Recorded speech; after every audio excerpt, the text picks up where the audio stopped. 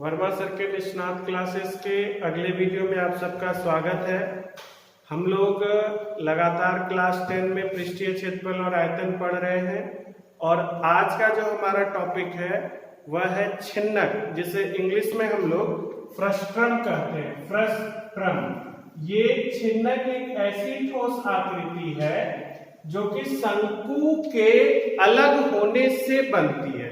यानी कि अगर आप किसी शंकु की कल्पना कीजिए, किसी ठोस शंकु की कल्पना कीजिए, तो आपके पास इस तरह का आपके मनः स्थिति के अनुसार समतल पर एक शंकु हमें इस प्रकार दिखेगा। ये बात आप जान लीजिए कि इस छिन्नक के वॉल्यूम यानी कि आयतन और पृष्ठीय क्षेत्रफल के लिए हम लोगों को बहुत तरह से दिमाग लगाना होगा और बहुत शांति से, स्थिर से इस पूरे वीडियो को देखिएगा। जहां कभी भी समझ नहीं आए तो एक बार वीडियो पॉज करके थोड़ा सा घूम फिर करके फिर से आप इसे समझने का प्रयास कीजिएगा। देखिएगा कि आपको सारी बातें समझ में आती है। तो जब आप एक शंकु की कल्पना करते हैं किसी समतल पर, तो उसकी आकृति इस प्रकार दिखती है, जिसमें आप बोल सकते हैं कि यह शंकु की ऊंचाई है और यह त्रिज्या है।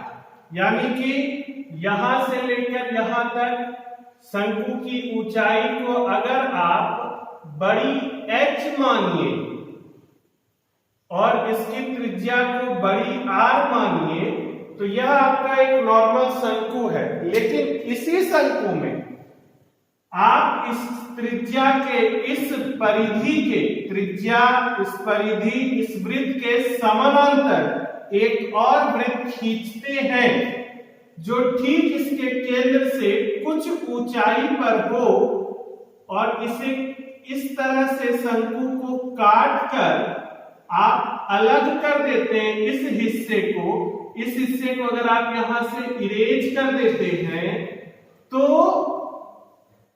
आपको यह जो आकृति मिलती है, यह आकृति आपका छिन्नक कहलाती है।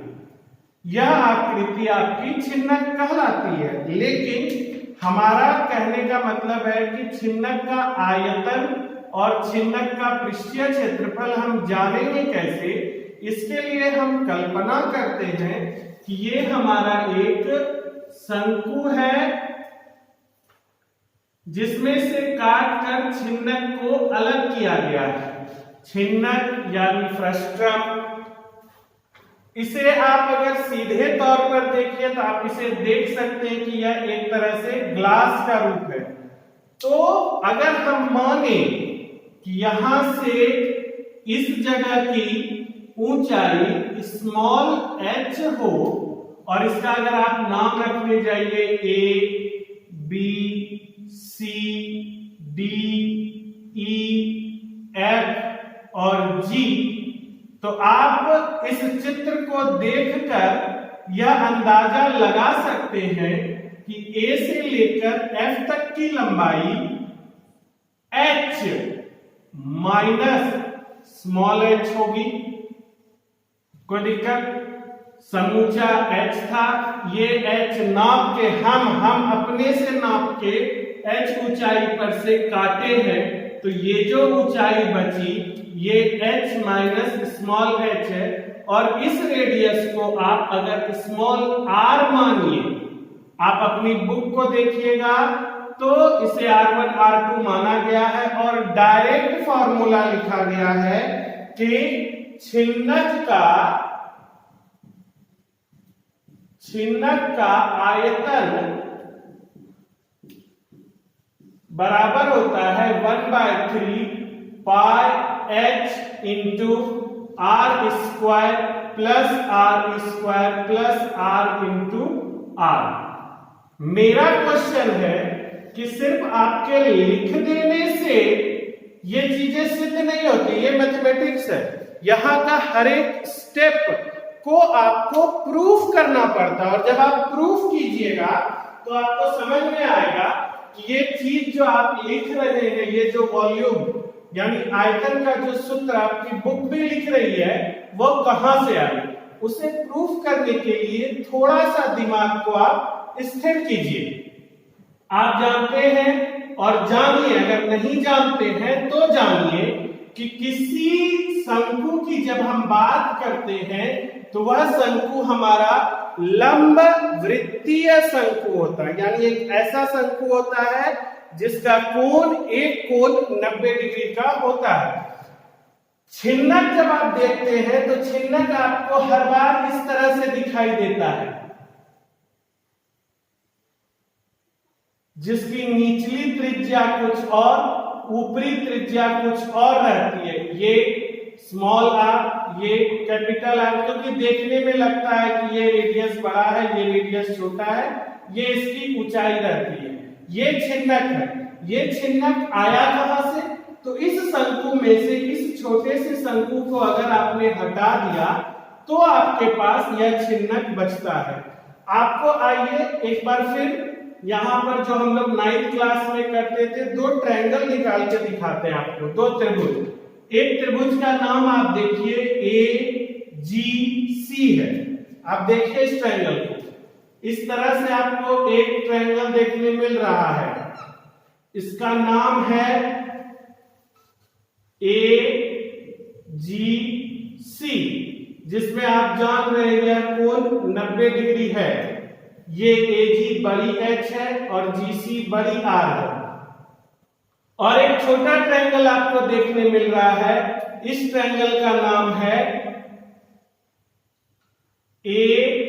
AFD, जिसमें आप FD स्मॉल r मान चुके हैं और AF का मान H माइनस H अंडरस्टूड है। अंडरस्टूड बोले तो ये जाना गया है कि H में छोटी h घटाएंगे तो AF का मान आपको दिखेगा। तो इस चीज को देखिए, ये कोण भी आपका 90 डिग्री। अब आप जब इस दोनों त्रिभुज की तुलना करते हैं, आपसे मेरा वादा था कि लॉकडाउन नहीं रहेगा तो सावन में हम समरूपता और त्रिभुज का चैप्टर पढ़ाएंगे, उसी चीज का हम यहाँ उपयोग कर रहे हैं। इसको समझिए, इसलिए इसको थोड़ा लेंथी बना रहे हैं। वीडियो लेंथी होने से उकताइए नहीं, समझिए इस बात को। आप जब AGC और AFD की तुलना करते हैं, आप यहां देखिए AGC और AFD की तुलना कीजिए तो ये दोनों कोण 90 डिग्री होने की वजह से आपस में बराबर है।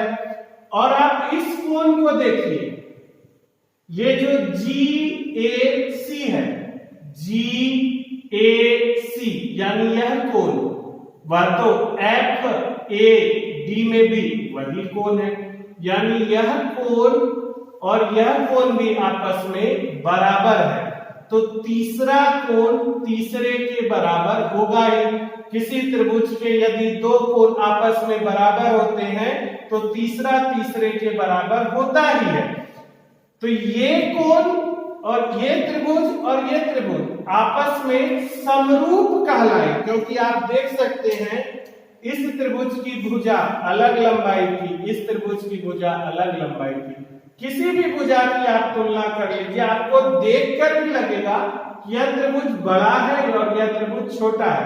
लेकिन जब आप इस त्रिभुज के अंदर घुसे तो आपको समझ में आया कि ये दोनों कोण आपस में बराबर है, ये दोनों कोण भी आपस में बराबर है। तो यह भी समकोण त्रिभुज है, यह भी समकोण त्रिभुज है, जिसका एक कोण 90 डिग्री और दूसरा कोण आपस में बराबर है। तो दोनों त्रिभुज समरूप हुए।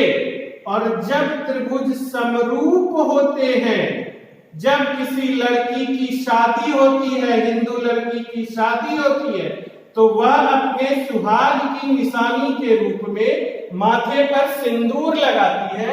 उसी तरह से जब कोई दो त्रिभुज आपस में समरूप होते हैं तो उनकी भुजाओं का अनुपात बराबर होता है। ऐसा नॉर्मल टीचर कहेंगे, लेकिन हम कहते हैं उनकी संगत भुजाओं का अनुपात बराबर होता है। यानी अगर कोई दो त्रिभुज समरूप हो तो उनकी संगत भुजाओं का अनुपात, उनकी संगत भुजाओं का अनुपात बराबर होता है। ये है आपका समरूपता का पहला निशानी कि यदि त्रिभुज समरूप तो उनकी संगत भुजाओं का अनुपात बराबर होता है। अब ये संगत भुजा क्या है? ये संगत भुजा, संगत भुजा कहने का मतलब हुआ कि आप आंख बंद करके किसी एक त्रिभुज को छुइए। अगर आपने इस बड़े वाले त्रिभुज को छुआ तो इसकी एक भुजा लीजिए अपने मन से, अपने मन से एक भुजा लीजिए। तो आपने इसकी एक भुजा ली सर ए जी, या एक भुजा है ए से लेकर जी तक, और इसी त्रिभुज की दूसरी भुजा लीजिए, आपने लिया जी सी। इसका जो अनुपात होगा वह अब एजी का संगत ढूंढिए। एजी का संगत ढूंढने का आसान तरीका है कि आप ए और जी कौन सा लिए, तो सर वह भुजा लिए जो गोलनुमा कोण और 90 डिग्री के बीच में अवस्थित है, वह भुजा लिए। तो यहां भी गोलनुमा कोण और 90 डिग्री के बीच में जो भुजा है वह लीजिए ए एफ बटे, आपने यहां जीसी लिया है यानी 90 डिग्री और कट्टम कुट्टी के बीच की भुजा, तो यहां भी 90 डिग्री और कट्टम कुट्टी के बीच की भुजा लीजिए एफ डी। तो ये अनुपात आपस में बराबर होगा। और अगर आप यहां 90 डिग्री के सामने वाली भुजा ले रहे हैं AC, तो यहां भी आप 90 डिग्री के सामने वाली भुजा लीजिए AD। यही सारी भुजाएं आपस में संगत भुजाएं कहलाती हैं। तो समरूपता का सिद्धांत कहता है कि दो त्रिभुज यदि समरूप हो तो उनकी संगत भुजाएं समानुपाती होती हैं। तो इसी चीज का हम इस वॉल्यूम निकालने में प्रयोग करेंगे। तो क्या करेंगे, यहां देखिए, यहां हम लिखेंगे कि बगल के चित्र में, बगल के चित्र में ए जी बराबर कैपिटल H, एफ जी बराबर स्मॉल h, इसलिए ए एफ बराबर capital H minus small h, G C equal to capital R, F D equal to small r। चूंकि त्रिभुज ए जी सी समरूप है त्रिभुज ए एफ डी के, इसलिए ए जी बटे ए एफ बराबर जी सी बटे एफ डी। यानी ए जी का मान अगर आप रखिए ए जी तो एच है, और ए एफ का मान रखिए तो एच माइनस एच है, बराबर जी सी यानी capital R by small R. कोई दिक्कत?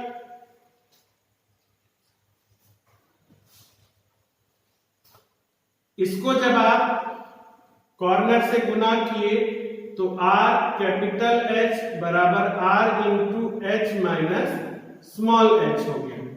इसको देखते हैं, सॉल्व करते हैं। तो इसको अगर हम ऐसा लिखें R H minus R equal to R H minus R small H, कोई दिक्कत? आर को एच से गुना किए माइनस आर इंटू एच। अब देखिए इस आर एच को आप इधर ले आए तो आर एच बराबर capital R H minus small R H, R H equal to H into R minus small R. तो R H by R minus R equal to capital H, equation number 1। इसको अपने pocket में रखिए। इससे हमको क्या पता चला? इससे हमको पता चला कि ये जो शंकु है जिसको हमने माना था, उस शंकु की ऊंचाई हमारी RH by R minus R है। ये जो H हमने माना था, ये H क्लियर हुआ कि हमारा क्या है। जरूरी नहीं है कि आप से परीक्षा में यह पूछा जाए कि छिन्नक के आयतन के सूत्र को स्थापित करें। वह सिर्फ एप्लीकेशन पूछते हैं, लेकिन आपको जानना चाहिए, इसलिए हम यह वीडियो बना रहे हैं। अब आप समझदार हैं। इस जगह जो छिन्नक आपका बन रहा है, छिन्नक जो आपका छिन्नक बन रहा है, इस छिन्नक का नाम है EDCB। छिन्नक EDCB का आयतन आप जो निकालिएगा तो आप देखकर निकाल सकते हैं कि अगर पूरे शंकु के आयतन में इस छोटे वाले शंकु को घटा दें तो हमारे पास छिन्नक का आयतन बचेगा। तो हम लिख सकते हैं कि शंकु ABC का आयतन माइनस शंकु AEB का आयतन। ठीक है, देखिए निकालते हैं, जोड़ घटाव गुना भाग करते हैं। कहीं गलती हो तो जरूर बताइए जो लोग क्लास में बैठे हैं। हालांकि क्लास में तो इस समय भूत बैठा है, रात का 11 बज रहा है। ABC का आयतन जब आप निकालिए तो 1/3 पाई R स्क्वायर H। तो ABC की त्रिज्या तो कैपिटल R है, कैपिटल R स्क्वायर, और इसकी ऊंचाई कैपिटल H है, माइनस छोटे वाले शंकु का आयतन 1/3 पाई R square into H minus H है। कोई दिक्कत तकलीफ? इसकी ऊंचाई जो है H माइनस H है। तो जब आप देखिए, इससे अगर आप कॉमन लीजिए तो 1/3 पाई कॉमन हो गया, आपके पास बचा R square H minus R square H plus R square H। अब कितना लोग को ये चीज नहीं समझ में आएगा, तो इसको समझाते हैं। जब आप यहां से 1/3 पाई कॉमन लेंगे तो आपके पास माइनस R स्क्वायर बचा। माइनस R स्क्वायर को आप कैपिटल H से गुना किए तो minus R square capital H, और फिर minus minus plus R square into H। अब आइए 1/3 pi into capital R square और कैपिटल H का मान आप निकाले हैं RH बटे R माइनस R। तो अगर आप यहां लिख दीजिए RH बटे R माइनस R, तो कोई गुनाह नहीं है। अब minus small r square into capital H का मान RH by R minus R, अब plus R square H। I hope कि आज आपका वीडियो क्लियर होगा। बहुत तरह का इंतजाम किया गया है, क्योंकि यह चीज इंपॉर्टेंट है और आपको जानना चाहिए। क्योंकि आप हमारे क्लास में पढ़ते हैं, इसलिए आपको जानना चाहिए कि यह फॉर्मूला कहां से आया। तो 1/3 पाई इंटू R स्क्वायर को R से गुना कीजिए तो R cube H by R minus R है। अब माइनस इसको जब आप गुना कीजिए तो R square RH by R minus R plus R square H। तो 1/3 पाई इंटू यह भी भिन्न, यह भी भिन्न, यह भी भिन्न।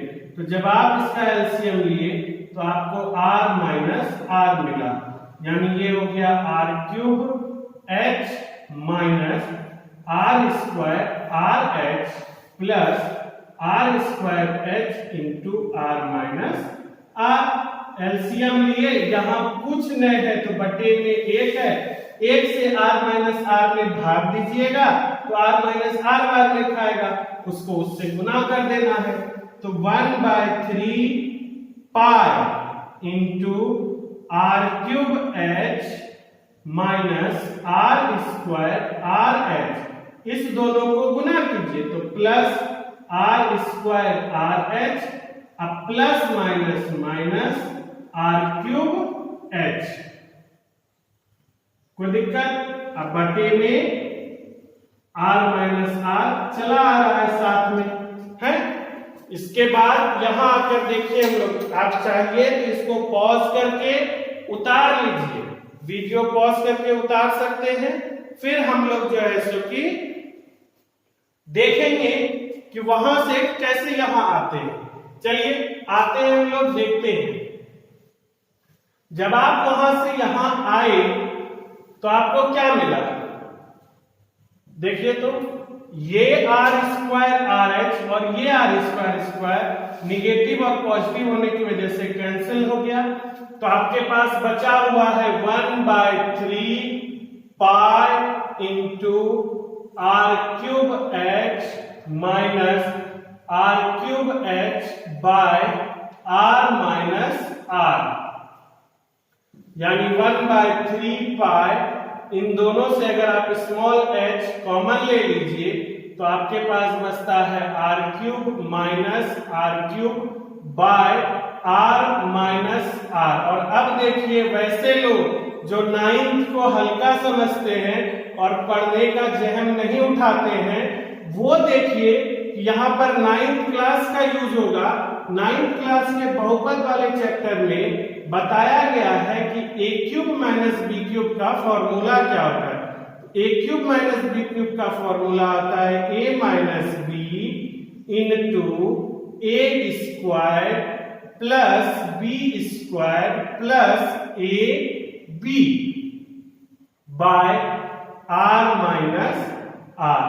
आप चाहिए इस दोनों को चाहिए क्या करना ही है, कैंसिल कर दिए तो आपके पास बचा 1/3 pi into H into R square plus R into R. इसलिए छिन्नक का आयतन होता है 1/3 pi H into R square plus R into R. अब कुछ लोग जो हमारे बुक को ज्यादा मानते हैं और जो मुझे गलत साबित करना चाहते हैं, वह बार बार यह बोलेंगे कि देखो ये कैपिटल आर और स्मॉल आर माना गया है। आप थोड़ा होशियार आदमी हैं, आपको जरा हम समझाते हैं और आप समझिए। आज मेरा मन हो गया कि हम इस r को r नहीं माने, हम इस r को x मान लें और इस r को y मान लें, तो आज मेरी बड़ी R की जगह पे x स्क्वायर होगा, छोटी r की जगह पे y स्क्वायर होगा प्लस x इंटू y होगा। बहुत सारा बुक, नंबर ऑफ बुक्स बोलता है कि चूंकि आप एक ही ठोस की बात कर रहे हैं, इसलिए आप इसको रेडियस 1 मानिए, इसको आप रेडियस 2 मानिए। तो हम देखे इतने दिन से पढ़ाकर हमने यह बात महसूस की है कि बच्चों को बड़ा तकलीफ होता है 1/3 pi H into R1 square plus R2 square plus R1 into R2 लिखने में।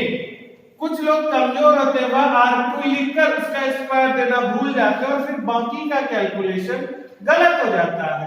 इसलिए हम इस गलती से बचाने के लिए आपको बोलते हैं कि इस R1 की जगह पर आप कैपिटल R लिखिए और इस R2 की जगह पर आप स्मॉल r लिखिए। देखिए अब स्क्वायर दीजिए, प्लस r इंटू r हो गया 1/3 पाई h हो गया। यही आपका फ्रस्ट्रम का वॉल्यूम है, छिन्नक का आयतन है। सूत्र आप रटिए नहीं, समझिए और जानिए कि ये सूत्र आया कहां से। किसी ने रातों रात उठकर अचानक नहीं बोल दिया कि छिन्नकिया मिस्टर रेने दकारते नहीं है, जिन्होंने सोए सोए बोल दिया कि वो छत पर एक पॉइंट है, उसका जो है सो कि कैसे हम वहां तक पहुंचेंगे, और कोऑर्डिनेट ज्योमेट्री बनकर सामने आया। ये आपका सरफेस एरिया वॉल्यूम है। यहाँ हर एक चीज का प्रूफ है। मेरे अगले वीडियो में आप देखिएगा कि इसका हम जब कर्व्ड सरफेस एरिया यानी कि वक्र पृष्ठीय क्षेत्रफल निकालते हैं तो भी हम उसी समरूपता का प्रयोग करके निकालेंगे। तब तक के लिए घर पर रहिए, स्वस्थ रहिए, सुरक्षित रहिए। धन्यवाद।